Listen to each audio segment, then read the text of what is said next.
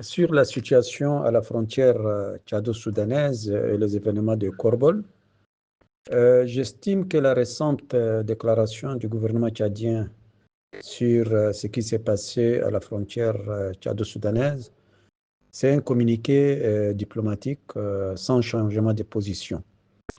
Et le Tchad, je crois, le Tchad a manqué son rôle de médiateur neutre, ce qui a laissé la place à d'autres puissances régionales internationales, comme l'Arabie saoudite, les Émirats, l'Égypte, la Turquie, les États-Unis et le Qatar. Concernant les événements de Korbol, je rappelle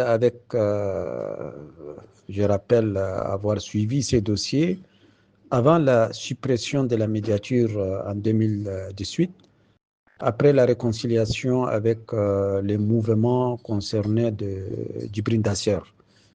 J'ai rencontré à cette occasion 2 fois Djibril Dasser. Franchement, la médiature n'avait pas à cette époque les moyens nécessaires et elle a été supprimée en 2018. Vous savez, le manque de ressources allouées à cette institution a fragilisé la prévention des conflits. Et je souhaite que maintenant la médiature ait les moyens de poursuivre sa mission. Pour moi, les troubles actuels ne sont pas directement liés à la situation socio-économique, mais peuvent être exploités politiquement. Je considère que l'État a commis une erreur stratégique grave en répondant à la violence par la violence, aux revendications légitimes des mouvements réconciliés. Je me demande si l'État n'a pas allumé l'étincelle d'une rébellion embryonnaire.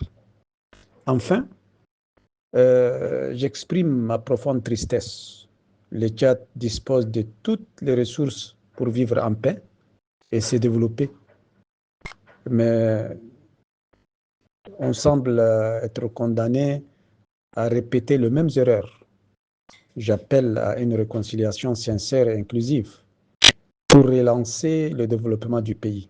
Prenons l'exemple citant l'Éthiopie qui, depuis 2020, a mobilisé ses forces vives et sa diaspora pour atteindre l'autosuffisance énergétique et vendre une partie de son excédent aux pays voisins, à commencer par la Somalie. Merci beaucoup, Dr Ahmad Yacoub Dabiou.